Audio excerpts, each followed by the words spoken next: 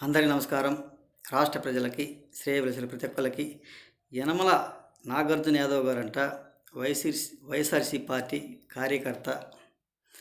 మరి రేపేమన్నా 2029లో అతనికి ఏమన్నా బీఫామ్ ఏమో ఇస్తారేమో పోటీ చేయటానికి.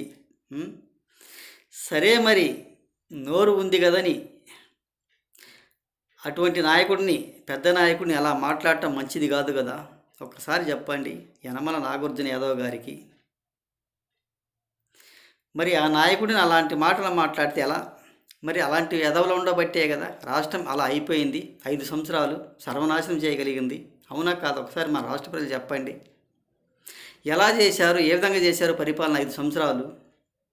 మరి ఈరోజు ఎంత డెవలప్ చేయాలనుకుంటున్నారో, ఎంత డెవలప్ అవుద్దో చేస్తారో ఒక్కసారి ఆలోచించి చూడండి మన రాష్ట్ర ప్రజలు.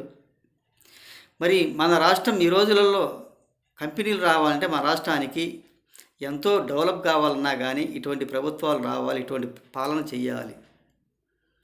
ఊరక నోరు ఉందని వాగటం మంచిది కాదు కదా. నాగార్జున యాదవ్ గారికి కొంచెం చెప్పండి. ఇప్పుడు ప్రజలు ఎంత ప్రశాంతంగా ఉన్నారు, అప్పుడు ఎంత చాండాలంగా ఉన్నారు ఒక్కసారి ఆలోచించి చెప్పండి. గత 5 సంవత్సరాల్లో రాష్ట్ర రాజధాని గురించి ఎలా గందరగోళం సృష్టించారు, ఎలా తిరిగారు, ఎంత ఆవేదన పడ్డారు. 50,000 ఎకరాలు ఎన్ని ఎకరాలు తీసుకొని అవి మళ్ళీ మాట మార్చి మళ్ళీ కోర్టుల చుట్టూ తిరగటం, నోటీసులు ఇవ్వటం, ఇవి ఇలా చేయడం ఎలా సాధ్యమవుతుంది? అంటే అభివృద్ధి కావటానికి నోచుకోవటం లేదని అర్థమైపోయింది. అదేదో కొత్తగా మావిగన్ అంట. ఆ మావిగన్ పేరు పెట్టి ఏం చేయటానికి? నాశనం చేయటానికే. ఒక్కసారి ఆలోచించండి. అంటే మన రాష్ట్రం డెవలప్ కాకూడదని ఇటువంటి వాళ్ళు మన రాష్ట్రానికి ఏలుకోవడానికి, మన రాష్ట్రాన్ని సర్వనాశనం చేయడానికి వస్తారు. ఒక ప్రెస్ మీట్లు పెట్టుకొని అలా మాట్లాడితే ఎలా మంచిది? గత 5 సంవత్సరాలు ఆలోచించగలిగాడా ఈ నాగార్జున యాదవ్ గారు? కాదు కదా. అంటే అది అభివృద్ధి కాకూడదు, వాళ్ళకి పదవులు కావాలి, ఒక కక్షపూరిత రాజకీయాలు చేయాలి, కక్షలు తీర్చుకోవడానికి. ఒక కక్షల కోసం పార్టీ కానీ రాష్ట్ర అభివృద్ధి కోసం మాత్రం కాదు. మరి గత ప్రభుత్వాల్లో కక్షలు ఉన్నాయా? గొడ్డలు తీసుకొని నరకటాలు ఉన్నాయా? కత్తులు తీసుకొని పడవటాలు ఉన్నాయా? ఒకసారి చెప్పండి. గత వీడియోలో కూడా చెప్పే ఉంటాను. మరి ఇటువంటి పనులు ఏమైనా గత ప్రభుత్వాల్లో కక్షపూరిత రాజకీయాలు చేశారు, కక్షలు చేసుకున్నారా?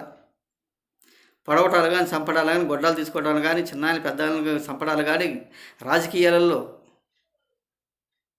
అలా చేశారా? లేదు కదా.